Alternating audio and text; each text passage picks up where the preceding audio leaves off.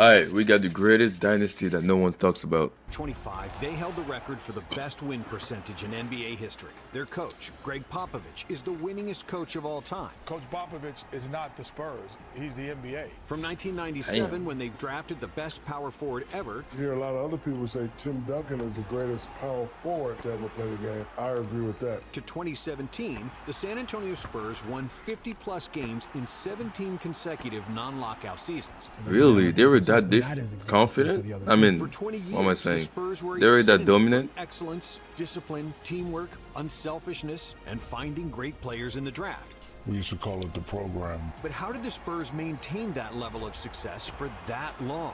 This is the story of the Spurs way, and how one small market team became the longest tenured dynasty in NBA history.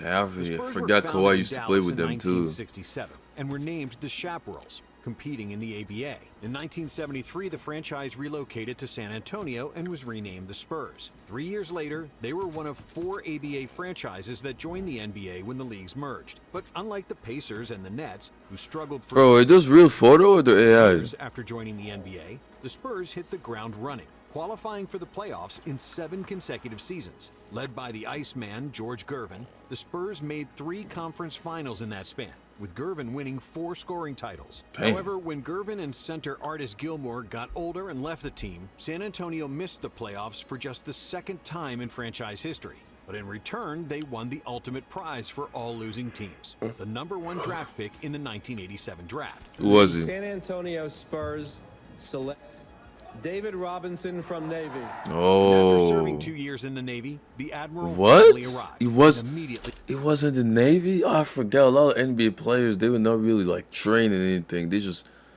were tall and everything, just decided to play and got picked up. That's crazy. He transformed the franchise. The Spurs won 56 games in 1990, which was 35 wins more than the previous year, and set the record for the biggest turnaround in NBA history. Dude was a Robinson, Navy SEAL, Terry bro. Cummings, and Sean Elliott, San Antonio became a Maybe perennial imagine being contender. this tall They and could big never and being get a over Navy the SEAL. hump and make the finals. The Admiral was winning all individual awards, but even with the addition of Dennis Rodman, the furthest the Spurs went was the conference finals in 1995. when Damn. They got destroyed by Hakeem and the Rockets. Ooh. I don't even know how I can say it with a straight face, but I thought it most of the time I defended him pretty well. The man just played, I mean, as well as I've seen anybody play in a long time. But then, in the 1996-97 season, everything changed. Due to the season-ending injuries to Robinson and Chuck Person, the best shooter on the team, the Spurs lost 15 out of their first 18 games. Damn. After which, Coach Bob Hill was fired. Holy In his sh- place came a little-known guy named Greg Popovich.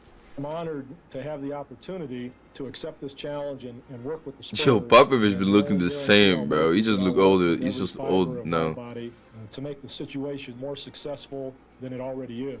Who had previously worked as a general manager of the team and had no head coaching experience at the highest level. The Spurs finished the season with just 20 wins. But it was a blessing in disguise, because they got lucky once again, winning the draft lottery for the second No way. time. Coach Pop knew all along who he wanted to select with the first pick. But before he made the final decision, he did something extremely unusual, flying over to the U.S. Virgin Islands to meet the best collegiate player in the country. Over the next 3 days, a 21-year-old big man and a 48-year-old coach spent the entire He was time 48 on the beach, fo- talking about life, Bro, all family, this priorities, Popovich, bro. almost everything except basketball. Damn. But when he returned to San Antonio, Popovich knew that Timothy Theodore Duncan was the right man for his franchise. The San Antonio Spurs select Tim Duncan from Wake Forest University. So it really strengthens us rebounding-wise, shot blocking, overall defense, obviously. And he Yeah, also this was can like score. Wemby, basically. So it brings back another scorer on the court. So it makes us a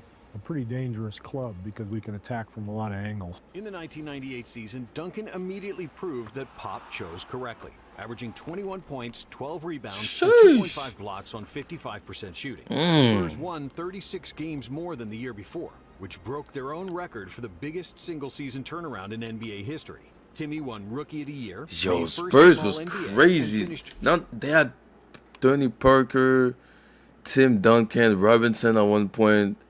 Fucking, I forgot Anobi. No, not Anobi. Ginobili. I think that's his name. Like, don't you guys feel? I feel like I look a little bit like the OKC team a little bit though. Am I tripping? Like, They have Shea, they have all those guys, and they're also gonna get all the #1 picks. Fifth in voting for MVP and He's defense. like he's a And little to bit say like that he had a OKC right dominant now. rookie season would be an understatement. But after they defeated the Suns, But I could be Spurs lost completely in the wrong. second Maybe round of OKC playoffs just gonna to be a much one team deeper Jazz to team. win, and that's Hopkins it. You realized feel that me? his team was strong under the basket, but lacked shooting. So for the '99 season, he But he added just veteran remind me of marksman OKC Mario too. Elliott and Steve Kerr. With Elliott and Kerr, Duncan Steve and Kerr Robinson was had on the reliable team? targets to kick the ball out after a double team. And because the Twin Towers averaged a combined 5 blocks per game, the Spurs were impenetrable inside the paint, leading the NBA in defensive rating. In a lockout-shortened season, Twin San Antonio Tower. led the NBA with a 37-13 record and was even more dominant in the playoffs. The Spurs lost just 1 game in 3 playoff series, Holy finally shit. reaching their first NBA Finals. In the championship round, they played the New York Knicks, who barely made the playoffs, and became the first 8th seed to reach the finals. To make things even worse, the Knicks lost Patrick the Miami Ewing Heat to an on Achilles point. injury. And without their best player, New York had 0 chance against the post-up powerhouse that was Tim Duncan. Yeah, Timmy figured. averaged 27 points and 14 rebounds on 54% shooting, and he and the Spurs defense limited the Knicks to just 79 points per game. Came the here for series business. 4-1. Duncan was the finals MVP, and after the series, Coach Pop tried to console the losing coach, Jeff Van Gundy. "I've got Tim and you don't. That's the difference." In the 2000 Damn. season, Duncan and Robinson I would were be- named I would to be- both I the would have been All-Star pissed. and All-NBA teams. But after Timmy suffered a knee Like, I injury don't late know, in the buddy. season, Come the on, bro. Spurs couldn't cope with the Suns, losing in the first round of the playoffs. In 2001, the Spurs once again dominated in the regular season with the best record, best defense, and with Duncan finishing second in MVP voting behind Allen Iverson, and third in voting for Defensive Player of the Year. In the first 2 playoff rounds, the Spurs easily defeated Minnesota and Dallas, but in the conference finals, they had no answer for Shaq and Kobe, as the Lakers swept the series. With the Sheesh. retirement of small forward Sean Elliott, They got who spent swept. 11 seasons with the franchise, the looming retirement of David Robinson, and the overall old age of the team, Popovich realized he needed to inject new blood into the team and surround Timmy with younger players. Enter Tony Parker. The skinny French point guard was a complete unknown for the majority of the NBA, and everyone was in shock when the Spurs selected him with the 28th overall pick. The San Antonio Spurs select Tony Parker of Racing Club Paris. Yo, I ain't gonna lie, the guy's naming his name, bro. Naming his name, it does not sound excited at all, bro.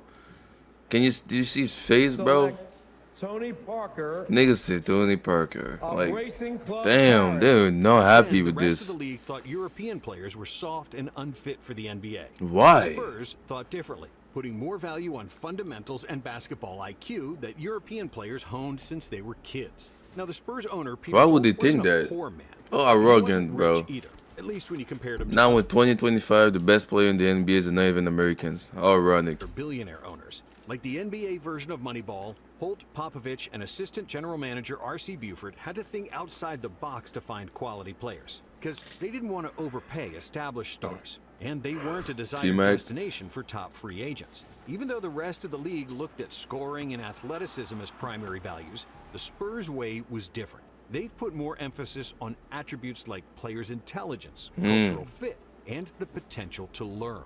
And because other teams weren't looking for these things, there was less competition for these players, who were available for less money. Other than scouting players in Europe, the Spurs also heavily relied on player development. While star players were certainly better if you wanted to win immediately, they often came with an ego.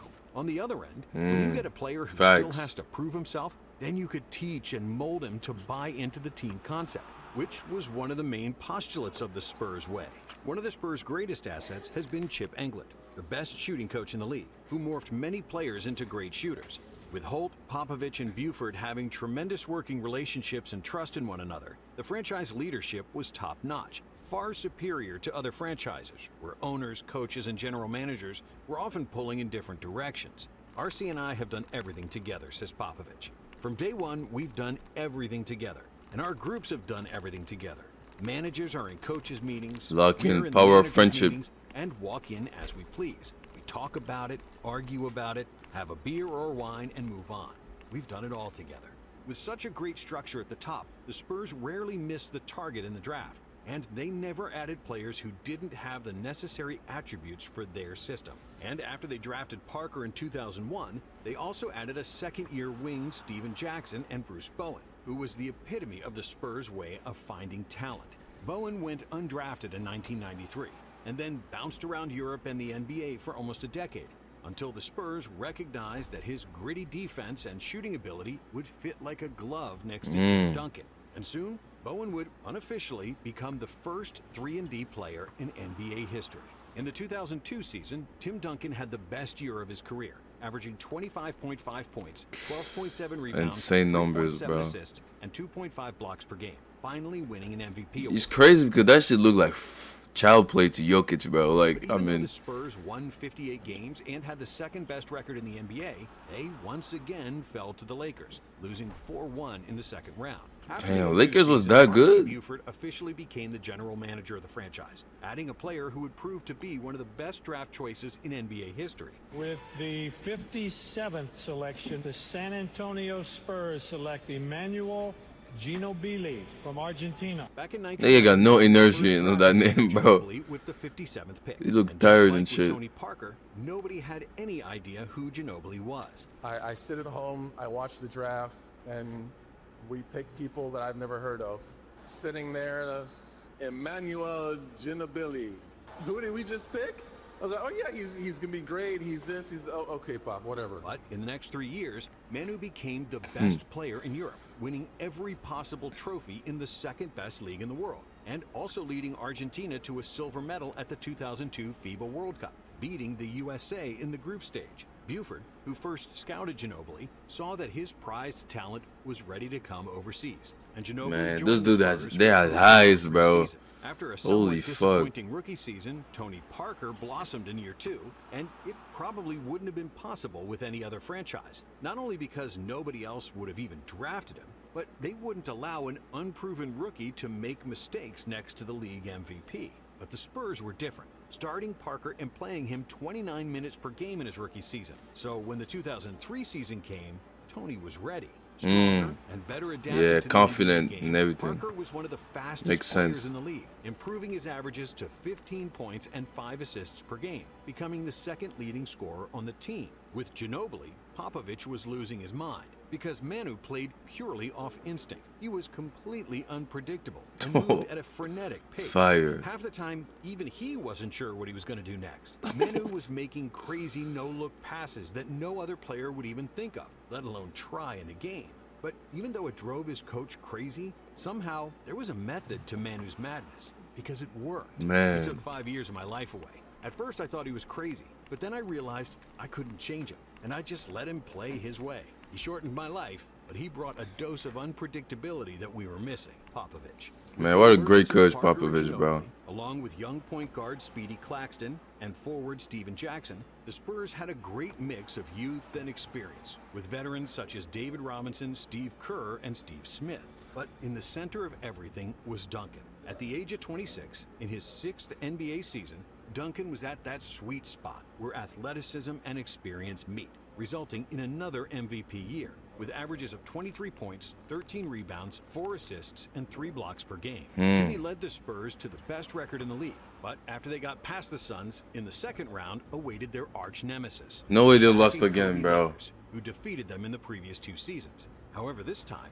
the Spurs were deeper and better balanced offensively and defensively, defeating the Lakers in 6 games. In the conference, look how the mad Kobe Spurs looks. beat Dirk and the Mavericks in 6 games to advance to their second NBA Finals, this time against the New Jersey Nets. And even though the Nets had the Nets? best point guard in the NBA in Jason Kidd, and a gritty defensive team that played well together, they didn't have anyone who could stop Tim Duncan. In the deciding Game 6 of the series, Duncan had 20 points, 20 rebounds, 10 assists, and 8 blocks. 20, 10? No, that's crazy. Nearly getting a quadruple double. And the final one of the game? best finals games of all time. Holy The Spurs won the shit. championship. And now this. Congratulations, San Antonio, for your 2003 NBA champion, San Holy Antonio shit. Spurs. With Duncan averaging 24. Man, I don't know why I waited so long to watch this. Completely Like, come on, bro. On both ends of the court. After the season, David Robinson and Steve Kerr retired, and Steven Jackson left after the team rejected his wish for a big contract. And even though many analysts disagreed with this move, as Jackson was a vital member of the team with plenty of heroics in the fourth quarter, Pop often clashed with Stack, and he felt that no player was above the team and the Spurs' way. Despite losing 6 different players from their championship roster, the Spurs' culture was based on finding who could seamlessly fit into their system. And that's why they added 2 more European players in Hedo Turkoglu and Rasho Nesterovic, as well as Robert Horry, one of the most clutch shooters in history. And the results didn't suffer. In 2004, San Antonio had the best defense and the 3rd best record in the NBA. They swept the Grizzlies in the first round. In the second round, they once again faced the Lakers, who were ready for revenge. With 4 future Hall of Famers on their roster, LA proved too strong for San Antonio, winning the series in 6 games. In 2005, the team was mainly unchanged, with the big 4 of Duncan, Parker, Ginobili, and Bowen leading the charge. Duncan's numbers decreased across the board. Yeah, he's getting old. Popovich became the first coach to load manage his superstars, realizing that he didn't need to overuse his star players in the regular season to win 50-plus games. 4 of his main players averaged 32 minutes per game, which had 2 benefits: more rest before the playoffs and more minutes really for good role thinking, players, bro. whose confidence grew as a result.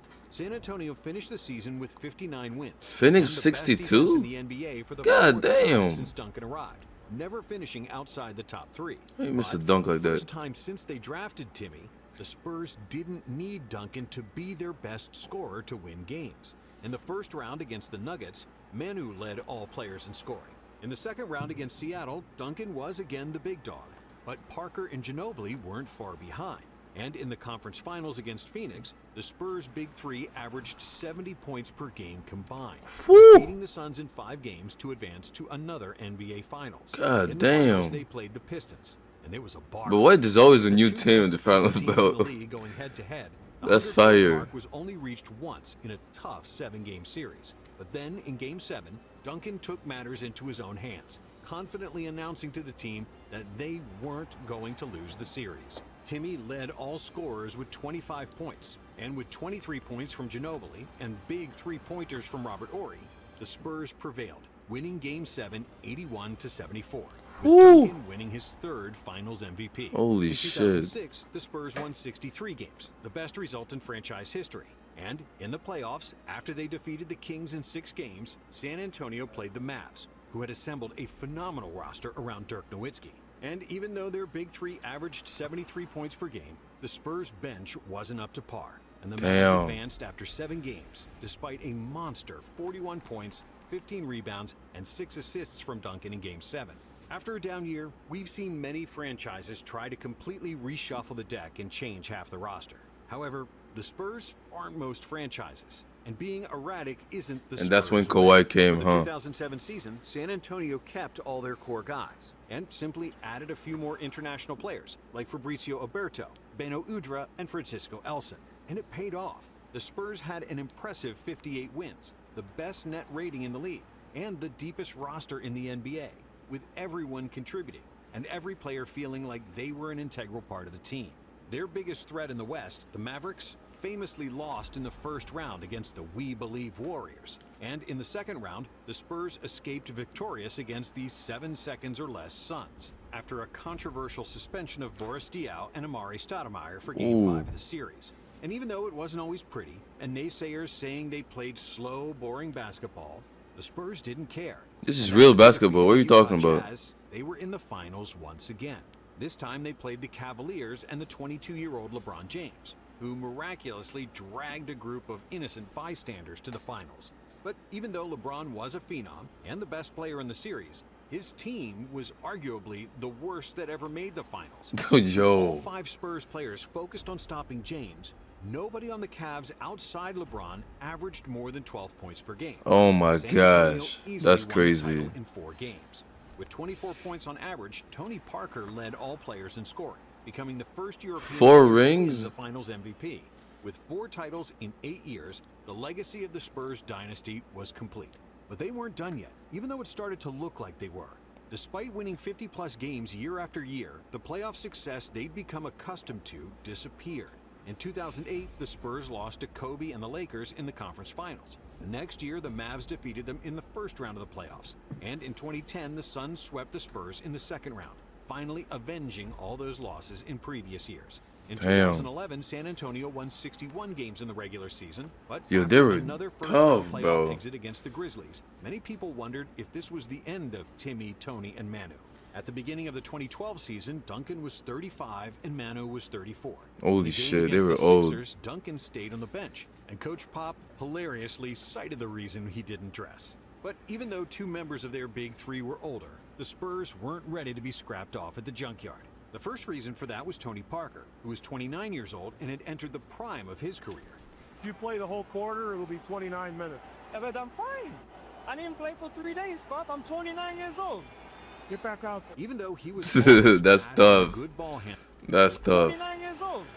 Get back out. even though he was always fast and a good ball handler, Parker wasn't much of a shooter in his early years. But after years of working with Chip Engelland, Parker developed into one of the best mid-range shooters in the NBA.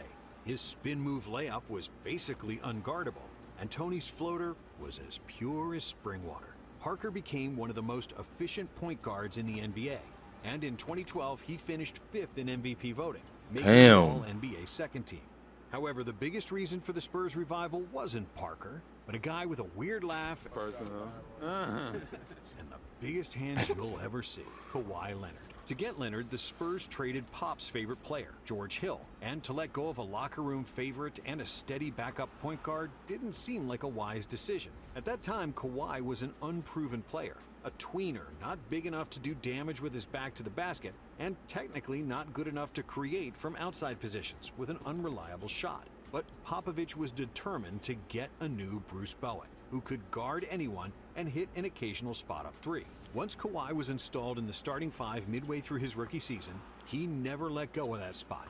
And Popovich got much more than just a new Bowen. He got Kawhi, man, that dude is Even as special, a bro. rookie, Kawhi was able to lock up most opposing wings and steal their lunch money with quick lateral movement, pterodactyl arms, and those huge mittens. But it was surprising how efficient he was, working tirelessly to improve his shot as maybe the best protege of Chip Engelland's school of shooting. Other than Kawhi, in true Spurs fashion, they also found other pieces that were overlooked by the entire league. Patty Mills was selected with the 55th pick. Patty Green Mills? with the 46th. And Boris Grade Diaw was two? drafted 21st overall. Bro, those Although niggas none of those players were old. drafted by San Antonio, they bounced around the league without anyone realizing their true potential. Mills was playing in the I Chinese didn't even know League Patty before Mills played. Arsene No, he Gilbert did play with the and Green played in the Spurs. G League before Popovich He turned literally him into a got three-and-D traded like sniper. years ago, like Diaw 2-3 was years also ago. forgotten in Charlotte I before the forget. Spurs Patty Mills scooped is him like up 30 after something right realizing now. He was one of the best playmaking forwards in the NBA. Add in Brazilian center Thiago Splitter and sharpshooter Matt Bonner, the Spurs way did it again, rebuilding their bench and finding value where others didn't. Just like the year before, the Spurs finished the 2012 season with the best record in the West. And in the playoffs, they swept the first two rounds against the Jazz and Clippers. But then in the conference finals, they ran out of steam against the potent OKC Thunder with KD, Russ, and Harden. However, in the following season, with a more seasoned Kawhi, Danny Green, and the rest of their role players, the Spurs emerged as the best from the West, losing just 2 games on their way to another NBA Finals. Holy But shit. against the Miami Heat, they faced the best player on the planet and the best team in the regular season. And despite LeBron's greatness, the Spurs were up 3-2 in the series and were up by 5 with a minute left to play in Game 6. NBA representatives had already started rolling out the red carpet and bringing the Larry O'Brien trophy when a desperation 3 by LeBron cut the Heat's deficit to 2. In the following possession, the Spurs hit just 1 of 2 free throws, which gave Miami a chance to tie. Oh, that's where he's coming from. Oh, man. Miami miraculously survived and won Game 6 in overtime. And in Game 7, Tim Duncan failed his team for maybe the first time. Timmy missed a close layup that would have tied the game. And in the next possession, LeBron hit a game winner over Kawhi to clinch the title for Miami. Ginobili Damn. played badly in the finals. Duncan was 37, and most analysts believe that this was the last hurrah and that the Spurs missed their final opportunity for a championship. But once again, the Spurs kept doing Spurs They things. told it was. They added another European shooter, Marco Bellinelli, and started featuring I forgot about Kawhi more in Bellinelli. their offense, along with completely revamping their playing style, which showed the true genius of Greg Popovich. In the first decade of the Tim Duncan era, when Timmy was in his prime, the Spurs dragged games into the mud, playing at a slow pace, funneling opponents to the middle of the paint, and letting Duncan protect the rim. In the second part of Duncan's career, when he no longer had that same agility, the Spurs embraced the pro-European pace and space system that turned the former ugly duckling into a team that plays the most beautiful basketball in the league. Playing an extra pass, find the open man, give up the good shot for a great shot offense, and hard-nosed defense defined the new era Spurs. It is pretty much a European style of play of basketball, as far as everyone has a role and everyone contributes. Everybody has got to be able to pass, and everybody has got to be able to think about the game and play defense the right way. It's not like, okay, we have a shooter and that's the only thing he can do. Everyone on the Spurs has to be able to do everything. Okay, I think in that's Europe, tough. that philosophy starts at a young age. Boris Diaw. Pop is an innovator. He leads the charge in a lot of areas of coaching, especially at this level, said Coach Mike Brown, a member of Pop's staff from 2000 to 2003. He does not rest in terms of thinking about the past.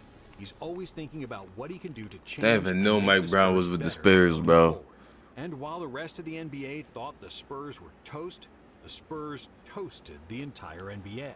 They once again had the best record in the league, with the best net rating, even though their best scorer, Tony Parker, averaged just 16.7 points per game. Just? However, in an egalitarian system where everyone gets the same opportunity to dribble, pass, and shoot, the Spurs had 8 players scoring more than 9 points per game, which made them impossible to guard. Where's Kawhi in San that? Antonio defeated Dallas, Portland, and OKC to reach another NBA Finals, and again faced the Miami Heat. But this time around, the Heat had no chance. With their quick passes, ball, and player movement, Miami's trapping defense didn't work because they simply couldn't rotate fast enough. The Spurs shot 53% from the field and 47% for 3 in the finals, beating Miami in 5 games and celebrating their 5th NBA championship. And 5 game as well. Suffocating defense and unreal shooting. 5 championship, man. 61% Holy from the shit. field, 58% from 3. Kawhi Leonard was deservedly named the Finals MVP. But this title was special because it was a complete team effort, with San Antonio playing arguably the most beautiful basketball in NBA history. In the following season, Duncan made the All-NBA team at the age of 39, and Kawhi blossomed into a star, winning Defensive Player of the Year. But the Clippers, with prime CP3 and Blake Griffin, found a way to finally overcome San Antonio in 7 games. Next season, the Spurs did something unusual, for the first time in their history adding a marquee player through free agency, in power forward LaMarcus Aldridge. San Antonio won a franchise record 67 games, with the 3rd best net rating in NBA history. But after they got past the Grizzlies, they couldn't get past the Thunder. And in that series, Tim Duncan played the last game of his career. It's nearly impossible to find a player who has been as important to a team's personality and success as Duncan's was to San Antonio. Facts. It's pretty unusual that a team adopts the personality of the franchise player. The problem is that the personality and the philosophy of the franchise player are not always great. The thing with Tim is that he was such a great teammate and team player and focused so much on winning and playing the right way that the franchise turned into his character, and it's been a good thing for the team for a long time. Boris Diaw. But 5 championships is crazy. Tony and Manu at a combined age of 73, the Spurs again won more than 60 games in a season. Kawhi Leonard, who continued to improve year after year, averaged 25 per game and was slowly but surely transforming into the best player in the NBA. Kawhi was Duncan 2.0, a calm, no-nonsense guy who's all about hard work and helping his team win. The Spurs made the conference finals against the mighty Golden State Warriors. Woohoo! Man, KD smoke, man. Come on, bro. This nigga KD, bro. Was the best player on the floor in Game 1.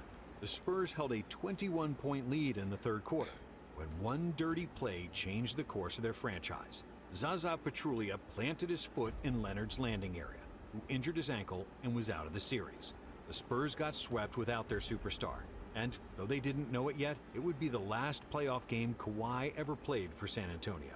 In the 2018 season, Kawhi couldn't heal from a quad injury and grew unhappy that the Spurs rushed him to play.